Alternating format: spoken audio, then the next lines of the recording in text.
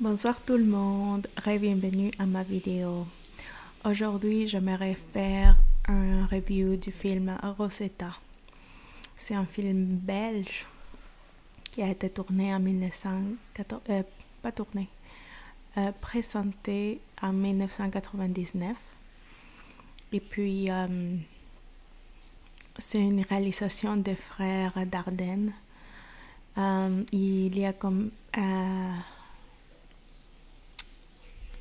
personnages principaux Emily Dequesne qui joue Rosetta, Fabrizio Rongioni, Olivier Gourmet et Anne Yano. Je vais vous faire le bref résumé de l'histoire.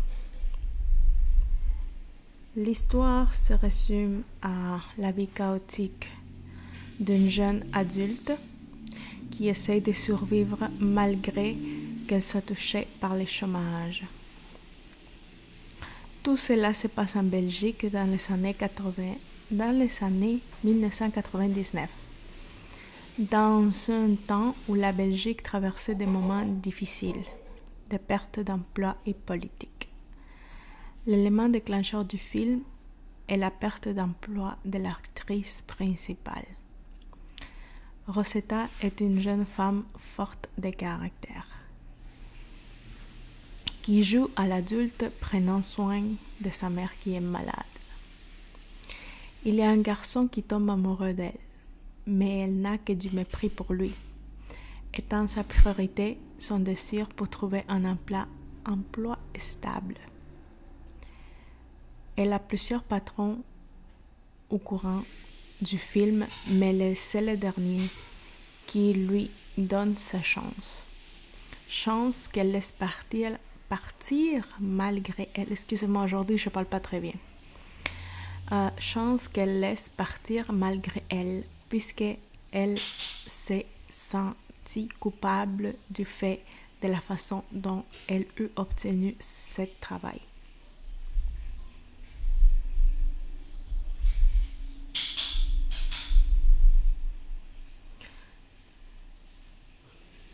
Ok. Maintenant, je vais vous parler des réalisateurs de ce film, dans quel pays, dans quel contexte aussi sociopolitique il a été réalisé. Donc, les frères Dardenne sont deux réalisateurs belges ayant étudié les arts et la philosophie. Ils ont débuté leur carrière en étant des assistants du professeur Armand Gatti. Ils commencent par créer des documentaires anti-nazis. Ils passent à l'action en 1978 avec l'histoire d'un survivant d'une famille juive. Cependant, ils sont reconnus avec La Promesse, qui gagne des prix internationaux. Mais c'est avec Rosetta qu'il remporte la Palme d'Or. La situation sociopolitique de la Belgique est une des plus complexes de l'Union européenne. Depuis les années 1970, la Belgique détient le record de fragmentation du système des partis. La formation de gouvernement constitue le processus central dans la vie politique belge. En ce qui concerne le film, les gens supposent que le film a inspiré l'arrivée d'une loi, la loi Rosetta, qui interdisait aux employeurs de payer aux adolescents moins du salaire minimum, ainsi que d'autres formes de travail, ainsi que d'autres réformes du travail des jeunes.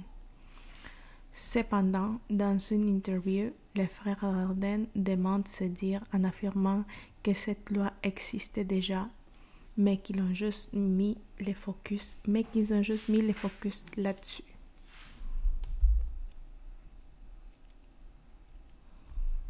Ok. Maintenant, je vais parler des valeurs et des quêtes qui portraite sur les personnages principaux.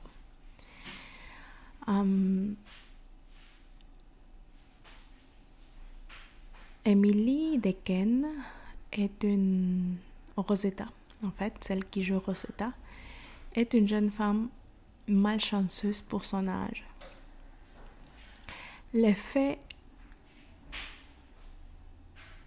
de se montrer elle-même tout le temps lui coûte très cher. De ce fait, elle perd même divers emplois à cause de ça. Et que dire de la crise du manque d'emploi dans ce temps-là en Belgique. Rosetta est une jeune femme qui veut vivre selon ses propres règles. Elle veut s'en sortir de toutes les formes, même si pour cela, elle doit trahir la relation qu'elle a créée avec un garçon amoureux d'elle. La mère de Rosetta, ici Anne Hiernaut, l'actrice Anne Hiernaut, c'est la mère de Rosetta dans le film, représente pour l'actrice principale une charge dont elle ne peut s'en débarrasser puisque les liens de sang les unit. À mon avis, n'ayant pas de figure paternelle, Rosetta est dépeinte souvent comme un garçon manqué. Comme un garçon manqué.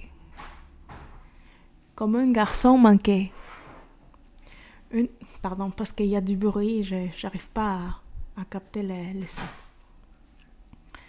Une des valeurs principales de Rosetta... Ok, attendez un instant.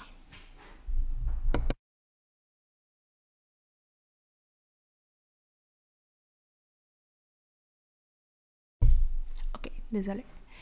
Une des valeurs principales de Rosetta, l'actrice principale, mis à part l'honorabilité, reste la valeur du travail.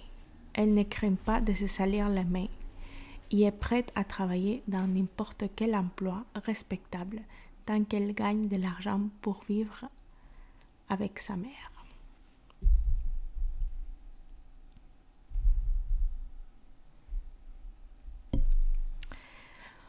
Ok, maintenant je vais parler des thèmes de ce film.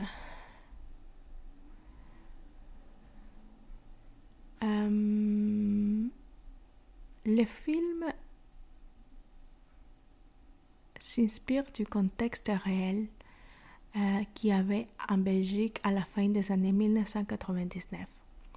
L'angle le plus important sur lequel le film est abordé reste le chômage. Un instant, s'il vous plaît.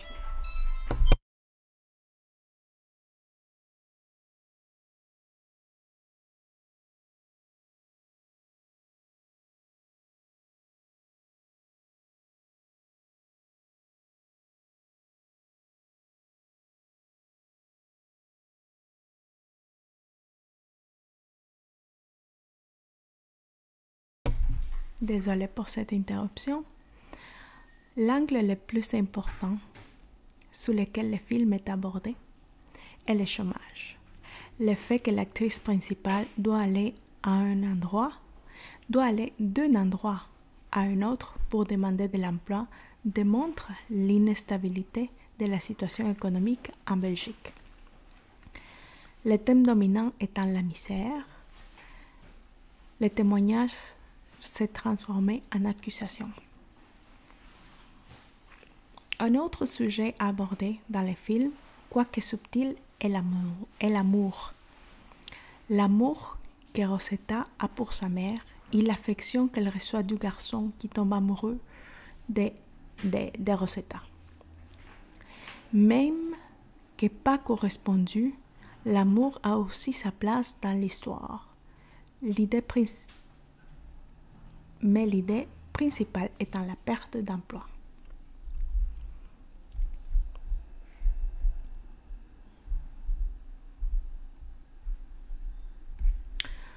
Ok, maintenant, ce film s'inspire-t-il d'un courant en particulier? Désolée, il y a ma mère qui passe tout le temps, elle va passer tout le temps, fait que oubliez, ne la regardez même pas.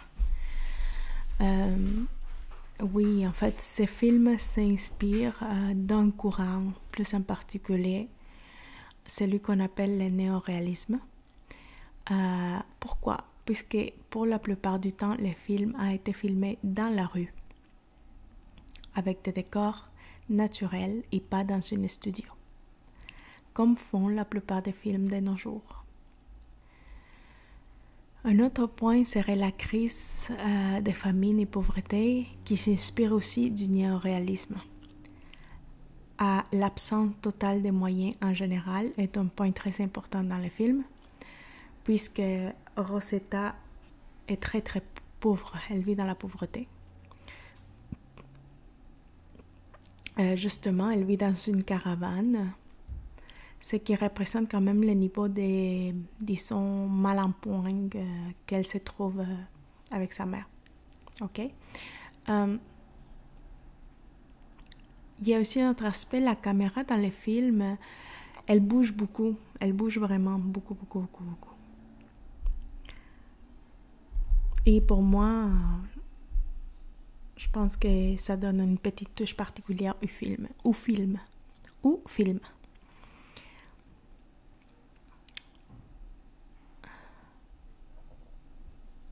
Ok, par exemple, il y a une scène où on voit Rosetta et le garçon qui est amoureux d'elle dans un appartement. Ils écoutent un morceau que le garçon avait enregistré de lui en train de jouer de la batterie. Et puis, désolé, mon nez me gratte de la batterie. Et puis, ça donne vraiment l'impression que c'est du réel. Ça donne pas l'impression que c'est un film. Ça donne l'impression que genre que ce n'est plus des comédiens, mais bien des gens dans la vraie vie. Ok? De plus, cette actrice qui fait Rosetta, c'est en fait son premier film. Elle était vraiment débutante et ça a gardé un certain réalisme dans le film, pour les résultats du film.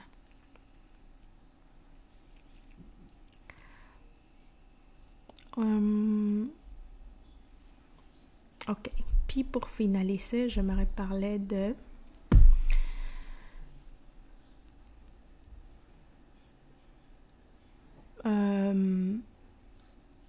liens qui lient les personnages et les thèmes. Ok, bon. À mon avis, cette actrice était très très bonne puisque en tant que débutante, elle a très très très bien personnalisé une jeune femme en détresse.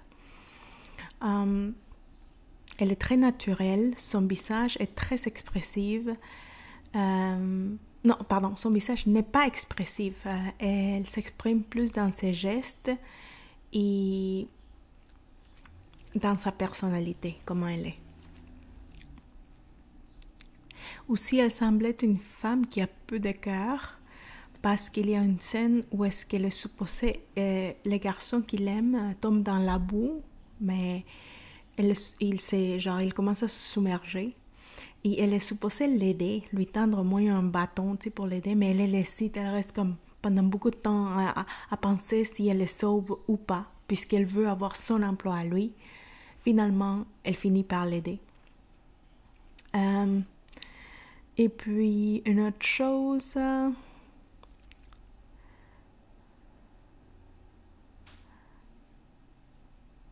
Ouais, une autre chose, c'est que c'est très intéressant de voir aussi que son dernier employeur, le patron de la crêperie, crut Rosetta tout de suite quand elle lui apprend que le garçon auquel il était amoureux d'elle, en fait, vole de la pâte, il cache de la pâte chez lui pour lui voler, en fait. Et, le patron croit Rosetta tout de suite, sans hésiter, il lui donne l'emploi que c'était à les gars qui étaient amoureux de Rosetta, ben c'est Rosetta qui a l'emploi du garçon maintenant. Et une dernière chose que j'ai remarqué qui ressort du film, c'est que